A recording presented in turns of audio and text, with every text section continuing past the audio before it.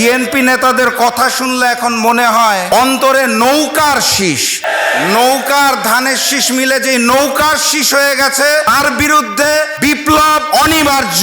ওই হিন্দুস্তান আওয়ামী লীগ আর বিএনপি মিলেমিশে একাকার হয়ে গেছে। জুলাইকে অস্বীকার করা বিএনপি সরকারের পক্ষে তখনই সম্ভব যখন তারা নতুন করে ফ্যাসিস্ট হতে চায়, যখন তারা নতুন করে ভারতের সামনে মাথা নত করতে চায়। এই ব্যতীত জুলাইকে অস্বীকার করার, অগ্রহণ করার আর কোনো লজিক আমার মতো সাধারণ মানুষের বোধগম্য হয় না। আমরা আমাদের জায়গা থেকে যেটা দেখতে পাচ্ছি সেটা হচ্ছে জুলাই গণ অভ্যুত্থানে অগাস্টের 5 তারিখে ফ্যাসিস্ট শেখ হাসিনা এবং আওয়ামী লীগের যে পতন হয়েছিল, সেটার সাথে সাথে ওই পার্শ্ববর্তী রাষ্ট্র ভারতের আধিপত্যবাদেরও পতন হয়েছিল। আজকের এই সেমিনারে সম্মানিত সভাপতি, সম্মানিত প্রধান অতিথি, বিশেষ অতিথিবৃন্দ, মঞ্চে উপবিষ্ট নেতৃবৃন্দ, আমার সামনে উপস্থিত সাংবাদিক ভাইয়েরা, সম্মানিত সুধীবৃন্দ, আসসালামু আলাইকুম। একটা সুন্দর প্রবন্ধ উপস্থাপন হয়েছে, আমার প্রাণপ্রিয় তাজুল ভাই বলেছেন, আপনারা সকলেই শুনেছেন। এইটার পরে আসলে বক্তব্য দেওয়ার কোনো কিছু নাই, ওখানেই সব কিছু তুলে ধরা হয়েছে। এরপর যে আলোচনাগুলো হচ্ছে জ্ঞানগর্ভ আলোচনা। আমার মতো সাধারণ মানুষ এত গুরুত্বপূর্ণ কথা বলা কঠিন। আমি আসলে এত কিছু বুঝি না, আমি খুব সাধারণ মানুষ। আমি যেটা বুঝি সেটা হচ্ছে এই যে সবার মোবাইলে সোশ্যাল মিডিয়াতে গণহত্যার এত প্রমাণ, এত ছবি, এত ভিডিও, এত এভিডেন্স, এত কিছু থাকার পরেও একটা সন্ত্রাসী সংগঠন আওয়ামী লীগের বিচার কার্য কেন ধীর গতিতে চলছে? আমি এই জিনিসটা বুঝি যে গণহত্যাকারী ফ্যাসিস্ট শেখ হাসিনা এবং তার দোসরদের বিচার প্রক্রিয়াটাকে কচ্ছপের মতো গতিতে নিয়ে আসা হয়েছে। আমি খুব সাধারণ মানুষ, সাধারণ জায়গা থেকে এটা বুঝি যে ফ্যাসিস্ট শেখ হাসিনা এবং ওসমান হাদির হত্যাকারীদেরকে ভারত থেকে দেশে ফিরিয়ে আনার ব্যাপারে কূটনৈতিক কার্যক্রম ঠিকমতো পরিচালনা করা হচ্ছে না।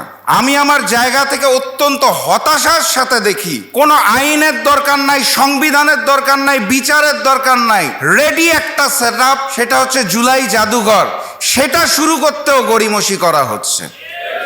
আমি আমার জায়গা থেকে বুঝতে পারছি না, আমরা যখন সকলে দাঁড়িয়ে বলার চেষ্টা করছি যে সংবিধান সংস্কার পরিশোধ করতে হবে, গণভোটের গণরায়ে বাস্তবায়ন করতে হবে, তার পূর্বের এই ছোট ছোট কাজগুলাই তো আমরা করতে পারছি না। কেন পারছি না? আমরা আমাদের জায়গা থেকে যেটা দেখতে পাচ্ছি সেটা হচ্ছে জুলাই গণ অভ্যুত্থানে অগাস্টের 5 তারিখে ফ্যাসিস্ট শেখ হাসিনা এবং আওয়ামী লীগের যে পতন হয়েছিল, সেটার সাথে সাথে ওই পার্শ্ববর্তী রাষ্ট্র ভারতের আধিপত্যবাদেরও পতন হয়েছিল।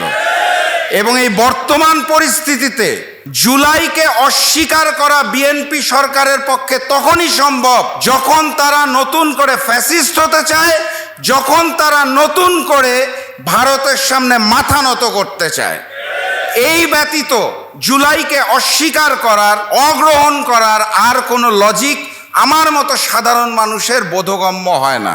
সম্মানিত সাথী এবং বন্ধুগণ, বক্তব্য দিব না, অনেক সিনিয়র নেতৃবৃন্দ আছে। আমি শুধু বলতে চাই, ওই যে ছোটবেলায় দেখতাম হচ্ছে যে শুনতাম, পড়তাম যে মুখে মধু অন্তরে বিষ। এখন এই বর্তমান অবস্থায় এসে দেখতে পাচ্ছি ওই হিন্দুস্তান আওয়ামী লীগ আর বিএনপি মিলেমিশে একাকার হয়ে গেছে। বিএনপি নেতাদের কথা শুনলে এখন মনে হয় যে মুখে জুলাই, অন্তরে নৌকার শীষ, নৌকার ধানের শীষ মিলে যে নৌকার শীষ হয়ে গেছে, তার বিরুদ্ধে বিপ্লব অনিবার্য। আপনাদের শুধু এই আহ্বান জানাই, দেখা হবে বিপ্লবে, দেখা হবে বিজয়ে। বিজয়ের পথে যাত্রা শুরু, জীবন অথবা মৃত্যু। আসসালামু আলাইকুম। পর্যায়ে আমাদের সামনে বক্তব্য রাখার জন্য অনুরোধ করছি শহীদ ফারহান ফায়েজের সম্মানিত পিতা জনাব আলহাজ শহীদুল ইসলাম ভূঁইয়া বক্তব্য রাখছেন। বিসমিল্লাহির রহমানির রহিম। 11 দলীয় জোট কর্তৃক আয়োজিত জুলাই গণ অভ্যুত্থানের চেতনা, গণভোটের রায় বাস্তবায়ন এবং জুলাই গণহত্যা ও মানবতা বিরোধী অপরাধের বিচার ও আমাদের দায়বদ্ধতার সেমিনারের অধ্যকার সেমিনারের সভাপতি ডক্টর অলি আহমেদ, কর্নেল অলি আহমেদ বীর বিক্রম, সাবেক মন্ত্রী ও সভাপতি লিবারেল ডেমোক্রেটিক পার্টি, মাননীয় প্রধান অতিথি ডাক্তার শফিকুর রহমান এমপি, মাননীয় বিরোধী দলীয় নেতা ও আমিরে জামাত, উপস্থিত আছেন 11 দলীয় জোটের নেতৃবৃন্দ, প্রিন্ট ও ইলেকট্রনিক মিডিয়ার ব্যক্তিবৃন্দ এবং সুধীমণ্ডলী, আসসালামু আলাইকুম। আপনারা প্রায় সবাই অবগত আছেন 2024 সনের 18 জুলাই ধানমন্ডি 27 নম্বরে আমার একমাত্র ছেলে ফারহান ফাইয়াজ, সে ঢাকা রেসিডেন্সিয়াল মডেল কলেজের তার সহপাঠীদের নিয়ে, সে ছিল একাদশ বিজ্ঞান বিভাগের মেধাবী ছাত্র। সে যেহেতু সায়েন্স ক্লাব, ইয়ত ক্লাব করতো, সুতরাং তার অনেক কানেক্টিভিটি অনেক ছিল। সে সেন্ট জোসেফ এবং রেসিডেন্সিয়াল মডেল কলেজের তার জুনিয়র ভাইদের নিয়ে সে আন্দোলনে সামিল হয়েছিল। 16 তারিখে আবু সাঈদ যেদিন রংপুরে শহীদ হয়, সেই দিনও সে আড়ংয়ের সামনে থেকে তার ছোট ছোট ভাইদেরকে নিয়ে গণভবনের সামনে অবস্থান নিয়েছিল, মানিক মিয়া এভিনিউতে অবস্থান নিয়েছিল। 16 তারিখেই ওকে ফ্যাসিস্টরা টার্গেট করে ফেলে, যার পরিপ্রেক্ষিতে 18 তারিখে ওকে টার্গেট করে একদম ওর বুকের মধ্যিখানে গুলি করা হয়। একটি মাত্র বুলেট ওর জীবন প্রদীপ কেড়ে নেয়। সেই থেকে আমার পরিবার পুরা ট্রমাতে আমরা আছি। এখন সেই জুলাই মাস আমাদের সামনে, জুলাই মাস আসলেই আমাদের এই ক্ষতটা আরও বেড়ে যায়। আমি শুধু আজকে বেশি কথা বলবো না, যে 24 জুলাই আমার ছেলে জীবন দিয়ে দেশকে স্বৈরাচার বিতাড়িত করেছে, সেই সময় ছিল আশুরা, মহরম মাস, অর্থাৎ 10ই মহরম আশুরা, তারপরের দিন 11ই মহরম আমার ছেলের জীবন প্রদীপ কেড়ে নিয়েছিল ওরা। সেই মহরম মাস এখনও চলতেছে। আমি শুধু একটা কথাই স্মরণ করিয়ে দিব, যারা এখন রাষ্ট্র ক্ষমতায় আছেন, যে মহরম মাসে কিন্তু অনেক বড় বড় ঘটনা ঘটে ইসলামের ইতিহাসে, আমরা সেটা পর্যবেক্ষণ করলে জানতে পারব।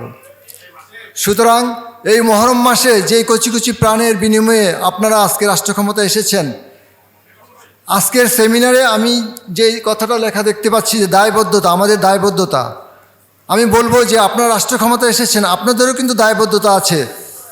আপনাদের দায়বদ্ধতা সবচেয়ে বেশি। আজকে তাদের প্রাণের বিনিময়ে, তাদের ত্যাগের বিনিময়ে আপনারা কিন্তু রাষ্ট্র ক্ষমতায় এসেছেন।